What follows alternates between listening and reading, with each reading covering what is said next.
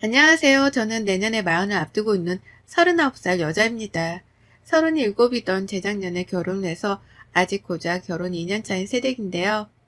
나이를 떠나서 누구보다 젊은 신혼부부 마냥 꽁냥대며 지내보고자 남편이랑 서로 노력도 많이 하며 지내는 중이고요. 제가 오늘 이렇게 사연을 적게 된 건 다름 아닌 꼴보기 싫은 제 시누이 때문이랍니다. 학교 다닐 적에도 선후배 언니들이랑 사이좋게 지내고 지금까지도 오래도록 연락하는 지인들이 많은 만큼 인간관계가 참 두텁고 좋은 편인 저인데요. 이런 제게 처음으로 사람을 사귀는 게 어렵다고 느끼게 만들어준 저희 시누이를 이 사연을 통해 전국에 계신 며느리들께 고하고 싶어서 컴퓨터 앞에 앉았네요. 저는 결혼하기 전 직업이 유치원 교사였습니다. 대학을 성적에 맞게 가다 보니 얼떨결에 유아교육과로 진학을 했었는데요. 어릴 적부터 아이들을 좋아라 했었고 실습을 나가보니 저하고도 잘 맞는다는 생각이 들어서 자연스럽게 이 길로 진로를 결정하게 되었죠. 그리고는 30후반이 되도록 이 일을 하면서 참 많은 우여곡절이 있었어요. 일하면서 아이들과의 마찰 때문에 겉으로 표현을 못하며 속을 삭히는 경우도 많았고 대다수의 경우에는 학부형들과의 관계 때문에 을의 입장에서 괴로워하던 때가 많았답니다. 다행히 동료분들과 정말 사이좋게 잘 지내서 오래도록 한 근무지에서 진득히 일을 할 수 있었는데요. 이게 참 오래도록 할 일은 못 되더라고요. 그래서 늘 일을 언젠가는 그만두겠거니 했었는데 그 시기가 바로 결혼 후에 찾아왔었답니다. 소개팅으로 남편을 만났었고 결혼 후 바로 전업을 할 생각은 없었지만 신혼집을 남편 직장 근처로 구하게 되면서 얼떨결에 제가 직장을 그만두게 되었어요. 출퇴근길만 3시간이 걸리는 거리라서 너무 부담스러웠거든요. 남편도 그렇게 오고 가며 쏟는 시간이 아깝다고 빨리 그만두라 재촉을 했었고요. 언젠가 다시 직장을 구할 수 있을 거라는 생각으로 아주 개운한 마음에 사표를 냈습니다. 그리고는 어떻게 보면 인생 처음으로 한가로운 나날들을 보내기 시작했던 것 같아요. 저희 부부가 아직 아이가 없거든요. 그래서인지 따로 돌봐야 할 아이가 집에 있는 것도 아니었고 제가 할 일이라고는 살림을 잘하면서 남편 내조만 열심히 하는 것뿐이었습니다. 그렇다 보니 남편이 출근하고 나면 집에서 별로 할 게 없었어요. 그리고 저는 이 시기가 언제 또다시 찾아올지 모른다는 마음으로 느긋하게 보내고자 했었답니다. 제가 모아놓은 돈도 있었기 때문에 제 돈을 써가며 카페도 가고 친구들도 만나고 또 책도 사서 읽으며 여유로운 시간을 만끽했어요. 하지만 이런 저를 아니꼽게 바라보는 시누이만큼은 말릴 수가 없었답니다. 시누이는 저보다 1살 위에요. 남편보다는 어리니까 따져보면 제가 윗사람이긴 했지만 애매한 나이 차이 때문에 서로 맞존대를 하면서 지내기로 합의를 했었답니다. 관계 교통 정리는 시어머니가 옆에서 적극적으로 나서서 해주신 덕분에 껄끄러울 일이 없었고요. 신우도 결혼을 했고 아이가 둘 있었어요. 사는 집이 저희 집이랑 그리 가까운 편은 아니었지만 신우가 운전을 할 줄 아는데 차를 타고 오면 20분이 좀 걸리는 거리더라고요. 그래서 마음만 먹으면 한 번 왔다 갈 수 있는 정도였고 그래서인지 결혼 초부터 신우가 저희 집을 자주 찾아왔었어요. 처음엔 나이가 비슷하고 하니까 친구처럼 지낼 수 있겠다며 찾아오더라고요. 아이들을 둘 다 데리고서 말이죠. 먼저 다가와주는 신우가 고마워서 처음엔 저도 두 팔 벌려 환영을 했었답니다. 아이들을 데리고 오니까 오면 맛있게 먹으라고 과일도 내어주고 음료도 내어주고 또 장을 볼 때에는 언제 신우네가 올지 모른다면서 일부러 제가 먹지도 않은 과자를 사놓기까지 하면서 신경을 썼어요. 근데 이게 참 언젠가부터는 굉장히 껄끄러운 상황을 유발하더라고요. 이를테면 신우가 저를 어린이집 교사, 그러니까 자기 아이들의 교사 취급을 한다는 것이었죠. 제가 결혼 전에 유치원 교사라고 소개를 했을 때에도 신우이는 어머 우리 애들 맡기면 딱 좋겠네 라는 살짝 이해하기 힘든 말을 하면서 저를 반겼던 이력이 있었답니다. 자기 애들을 저한테 맡기면 딱이겠다고 너무나 좋아라 하면서 물개박수를 치더라고요. 그땐 몰랐어요. 신우가 그저 애들 키우는 데 노하우가 있는 저를 믿음직스러워하면서 보이는 반응일 뿐이라고 생각을 했거든요. 그런데 결혼하고 나서 보니 이건 정말 뜻밖이었습니다. 매번 아이들을 다 데리고서 집을 찾아오는 게 이상하다 싶었더니 저한테 애들을 맡겨놓고 싶어서 그랬던 거더라고요. 와서는 애들만 맡겨놓고 잠시 외출을 해야 한다면서 나가는 일이 수두룩해졌고요. 그렇게 나가서는 소식이 깜깜하더니만 저녁이 다 되어서 저희 남편이 퇴근을 하기 전에야 집으로 돌아와 자기 애들을 데리고서는 갔답니다. 그러면서 제대로 고맙다는 말조차 하질 않았어요. 그냥 애들이랑 무슨 문제는 없었는지, 애들은 뭘 먹고 뭘 하고 있었는지 등등 학부형들이 어린이집 교사한테 물어보는 것과 똑같은 질문을 해댔답니다. 그러니 저도 눈치를 챘죠. 아, 이 사람이 나를 가족으로 보는 게 아니라 아이들을 맡겨줄 보모 따위로 보는구나 라고 말이죠. 유치원 학부형들은 제게 월급이라도 줬으니 제가 보고를 할 의무가 있었지만 시누이는 아니잖아요. 저한테 돈 한 푼 주지도 않으면서 애들을 그냥 맡겨놓고 가는 게 정말 꼴불견이었답니다. 하지만 이보다 더한 문제는 따로 있었어요. 애들을 맡겨놓은 것보다 더한 문제점을 가지고 있었던 겁니다.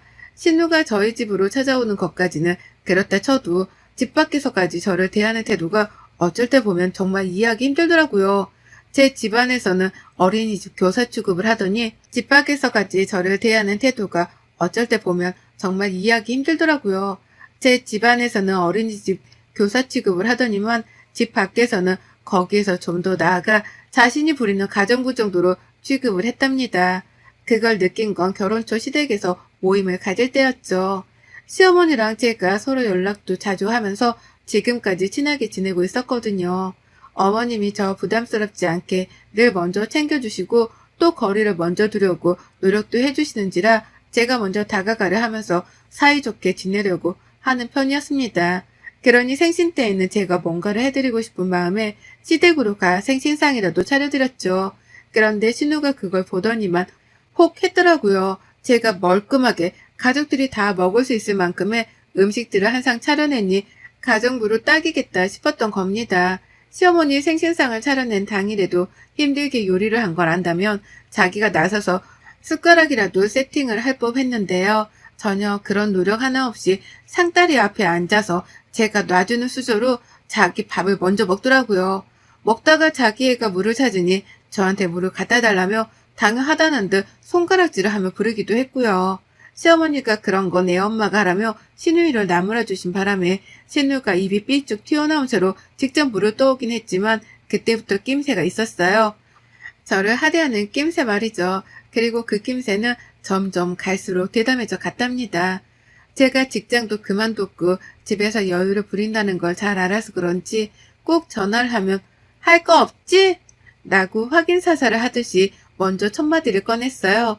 그리고는 집에서 설거지도 하고 청소기도 돌리고 뭐 별 볼 일을 하고 있다고 말을 꺼내면 그런 건 됐고 라고 공감을 못하겠다는 듯 말을 잘라먹었죠. 그리고는 본론을 꺼냈습니다. 얘들을 데리고 또 집에 가겠다고 한다거나 저번에 만든 엄마 생신상 위에 반찬들을 해달라는 말을 했죠.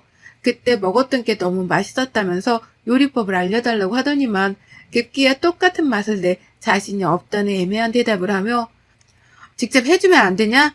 라면서 대놓고 제게 반찬을 만들어달라 시켰습니다. 거절을 할 수 없었어요. 집에서 정말 할 게 없는데 반찬을 해달라고 하니 제가 뭐라고 거절을 할 수 있었겠냐고요. 너무 맛있어서 그런 거라면서 칭찬을 늘어놓으면서 부탁을 하니 그 말을 거절하기가 힘들었습니다. 그래서 한두 번씩 음식을 해다가 건네줬고요. 시누이는 반찬을 가지러 오겠다고 저희 집에 오더니만 그 길로 자기 애들을 맡겨놓고서 또 외출을 몇 시간씩 하다가 다시 집으로 돌아오곤 했죠. 그리고는 반찬이랑 자기 애들을 데리고서는 그제서야 집으로 돌아갔고요. 말 그대로 저는 신우에게 책 잡힌 호구와 다름이 없었답니다. 지금 이렇게 사연을 적으면서 보니 제가 정말 한심하다 못해 답답한 호구였는데요. 그 당시에는 내가 호구인지를 정말 몰랐어요. 그냥 내 음식 조화를 해주는 신우가 고마웠고 또 자주 찾아와 주는 게 다 관심인 줄 알고서 불편하지만 감내하려고만 했었죠. 그게 점점 도가 지나쳐가기 시작하고 정도가 빈번해지니 그제서야 불편함이 너무 커지기 시작한 거였답니다. 나를 얼마나 우습게 하면 내 집에 와서 얘를 맡겨놓는 것에 저리 지 멋대로 하는지에 대해서 슬슬 이해를 해보려 하기 시작한 거죠. 그러다 결론이 났습니다. 신우는 나를 전혀 배려하지 않는다는 걸 말입니다. 그걸 알고 나니 신우를 대하는 게 많이 어려워졌고 그래서 웬만하면 연락 자체를 최대한 피해버리려고 했어요. 그런데 신우가 뚝심을 박아버렸네요. 그것도 제 머리에 쾅 하고 말이죠. 정말 갑작스러운 연락이었습니다. 집에서 빨래 다 널고 정말 잠깐 소파에 앉아 TV를 켜서 보고 있는데 신우한테서 아주 다급하게 연락이 왔어요. 지금 당장 자기 집으로 좀 올 수 있냐고 하면서 말이죠. 당장 외출 생각이 없던 저였기 때문에 지금 당장은 힘들다면서 거절을 한번 했습니다. 하지만 신우가 그러더라고요. 애들이 저를 너무 보고 싶어 하는데 자신이 너무 힘들어서 저희 집까지 갈 수가 없다고 말이죠. 자기를 한번 살려주는 셈 치고 집으로 와주면 안 되겠냐고요. 집에 오면 먹을 것도 다 있으니 마음껏 먹고 마시고 놀며 자기랑 같이 있어달라고 말이죠. 저희 집에만 오면 애들 키우는 게 힘들고 버거워 죽겠다며 한두 번씩 죽는 소리를 해대던 신우였습니다. 그랬기 때문에 이번에도 힘들다는 신우의 말에 제가 뭘 어떻게 계속 거절만 할 수는 없었네요. 그러니 한참 거절을 하고 또 하다가 저만큼이나 와달라고 한참 매달려대는 신우의 말에 승낙을 하고야 말았고요. 그렇게 집으로 찾아갔더니만 이게 저랑 장난을 하는 건가 싶더라고요. 가보니 집이 개판인 거예요. 그리고는 신우 큰애가 저를 보며 말했습니다. 우리 집에 손님이 엄청 와요. 엄청 많이 와서 엄마가 지금 바빠요. 라고 말이죠. 이게 무슨 소리인가 싶었어요. 저한테만 애들 보러 와달라고 방금 전에 그리 매달리며 말을 한 게 바로 신우였는데 이 집에 저 말고 다른 손님들이 엄청 온다는 거예요. 그걸 증명이라도 하듯 신우네 부엌은 정말 개판 5분 전이었습니다. 오만 음식들이 조리조차 되질 않은 채 그냥 산더미처럼 쌓여 있었고요. 신우는 아주 뻘쭘하단 표정을 지으며 그제서야 실토를 했어요. 나 이따 우리 남편 친구들이 집에 오는데 내가 혼자서 뭘 할 줄 알아야지. 내가 이것 때문에 부른 건 아닌데 이왕 온 김에 도와주면 안 되나? 라고요. 맞존대를 하기로 해놓고서 반말 아주 쳐 웃어가며 써대는데 와 주먹을 부르더라고요. 하지만 별 방도가 없었습니다. 일단 제가 신우의 집에 도착을 한 상황이었고 신우가 죽는 소리를 또 해가며 도와달라고 하니 제가 도와줄 수밖에요. 그렇게 저는 얼떨결에 요리를 시작했고요. 저는 무려 반나절 내내 옆에서 빨리 만들어내야 한다는 신우의 재촉 소리를 들어가면서 상다리 부러져라 요리를 완성했습니다. 어떡하냐면서 시간이 다 되어간다면서 눈에 동공이 풀려서는 죽는 소리만 해가며 보채는 신우의 태도 때문에 제가 오히려 긴장이 되고 서두름을 느끼고선 마구잡이로 요리를 했어요. 그 와중에 애들도 봐야 한다면서 혼자 짜증이란 짜증을 다 부려가며 자식들의 응석까지 들어주는 신우를 보니 없던 동정심까지 마구잡이로 솟아 올라왔습니다. 그러니 제가 어떻게든 빨리 하나라도 해치우고서는 나라도 집으로 돌아가야겠다 싶었죠. 그렇게 하다 보니 어느새 반나절이 지나가고 있었고 저는 녹초가 되어버렸어요. 이대로는 집에 가는 것도 힘들어서 그냥은 못 가겠다 싶었고 택시를 불러 꼭 택시를 타고 가야지 다짐했습니다. 차비라도 당연히 신우가 지불을 해줄 것이라 생각했어요. 얼떨결에 불려와서는 이렇게 개고생을 했는데 적어도 차비 혹은 남은 고기라도 한가득 싸줄 줄 알았습니다. 그게 사람 사는 세상에서 인지상정이 아닌가 싶었네요. 하지만 신우는 제 예상을 한 번 더 훌쩍 뛰어넘어버렸답니다. 이 꼴불견이 글쎄 전화 한 통을 받고 오자마자 서둘러 저를 내쫓더라고요. 아유 이제 다들 집 코앞에까지 도착을 했다네. 얼른 가 얼른 가 라고 하면서 말이죠. 고생은 제가 다 했는데 음식은 자기가 다 준비를 한 것처럼 보이고 싶었던지 저보고는 빨리 집으로 가라고 내보내려 재촉을 하는 겁니다. 전 순간 제가 이 집의 우렁각시인 줄 알았어요. 집주인이 오기 전에 서둘러 돌아가야 하는 우렁각시 말이죠. 기껏 요리를 다 차려놨더니만 고맙다는 말을 채 듣기도 전에 저는 집에 가란 소리부터 들으면서 쫓겨날 판이었습니다. 기가 막혀서 등 떠미는 신우를 쳐다보며 저도 모르게 돌 하루방 마냥 제자리에 우뚝 서버렸어요. 정말 기분이 너무 더러워서 이대로는 집에 못 들어가겠더라고요. 이대로 집에 가라고요? 저보고 이대로요? 빈손으로요? 뭐라도 안 주세요? 갑자기 와서 요리를 해달라고 하길래 몇 시간이 넘게 부엌에 서 있기만 한 채로 요리를 했는데 저한테 고맙다는 말조차 안 하시네요. 제가 무슨 이 집 종살이를 하는 것도 아닌데 라고 하면서 지금 행동이 너무 섭섭하다며 실토를 해버렸습니다. 표정 관리조차 되지 않은 채 신우의 입에서 고맙다거나 미안하다는 인사말이라도 한마디는 꼭 듣고 가야겠다 싶었어요. 그래서 사실대로 속마음을 털어놨더니만 저희 신우가 뭐라는 줄 아세요? 전 정말 제 귀를 의심했답니다. 신우가 글쎄 섭섭하다고 서 있는 저를 보면서 긴 한숨을 섞으며 말하는 거예요. 아니 그럼 뭐야, 내가 가족 사이에 고맙다고 큰절이라도 올려야 해? 그거 원해서 지금 이러고 서 있는 거야? 너가 요리했다고 내 남편 친구들한테 자랑이를 하려고? 그걸 원해서 이러는 거야? 라고요. 오히려 저를 향해서 적반하장으로 큰 소리를 텅텅거리며 내더라고요. 그러면서도 저에게 진심으로 신경을 쓰기는커녕 그 사이 남편 친구들이 집에 도착을 할까봐 전전긍긍하면서 너 안 가니? 너 지금 가야 한다니까 라며 나가라 재촉을 했습니다. 신우의 차가운 태도, 음식을 다 해놨으니 이제 더 이상 제가 필요 없다고 건방지게 굴어대는 그 태도를 보고 저는 정말 깊은 후회를 했습니다. 내가 뭐 좋을 게 있다고 신우의 집에 기어코 와서는 그 음식을 또 하라는 대로 다 만들었나 싶어서 말이죠. 그 구역에서 내가 호구인지를 모르면 바로 내가 호구라고 하더니만 내가 딱 그 짝이구나 싶어서 헛웃음까지 튀어나왔어요. 제가 막 웃어가면서 고삐가 반쯤 풀린 표정을 짓자 신우도 그제서야 긴장을 하긴 하더라고요. 제가 잠시 정신이 나갔나 싶어서 새그머니 얼굴을 더 빤히 바라보면서요. 그러면서 그제서야 신우가 묻더라고요. 뭐 수고비라도 줘? 라고요. 하지만 전 수고비고 뭐고 다 소용이 없었습니다. 애초에 제가 별말을 하기 전에 고맙다고 인심 쓰듯 말이라도 해줬으면 제가 그렇게까지 화가 나진 않았을 텐데요. 이미 저는 모든 걸 봐버리고 난 후였죠. 저에게 고마운 줄도 몰라 하고 제가 만들어 놓은 음식에 공을 가로채면서까지 저를 집에서 쫓아내려고 한 신우의 본성을 말이죠. 그걸 알고 나니 더 이상은 신우가 저에게 베풀어 줄 것들에 대해서 관심이 없었답니다. 애초에 베푸는 것도 없던 사람이었기에 기대도 안 했었지만 이날은 상황이 좀 특별했기에 어떻게든 제가 받은 이 수모를 되갚아주고자 했어요. 그러고는 고민을 할 것도 없었답니다. 눈앞에 제가 만들어 놓은 음식들이 한가득 차려진 상이 있었거든요. 그걸 그냥 보고 있었는데 내가 뭐하러 이 음식들을 신우집에서 만들어서는 저걸 저리 먹음직스럽게 그릇 위에다가 담아놨을까 싶더라고요.